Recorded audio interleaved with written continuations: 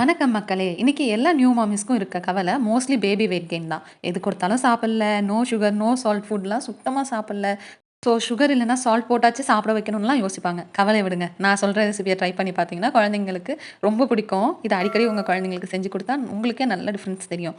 2 spoon உளுந்த நல்லா வறுத்து தனியா வச்சுக்கோங்க. இது கூட 2 பாதாம், 3 முந்திரி, 2 டேட்ஸ் சேர்த்துக்கங்க. டேட்ஸோட ஸ்கின்ன ரிமூவ் பண்ணிட்டு குடுங்க.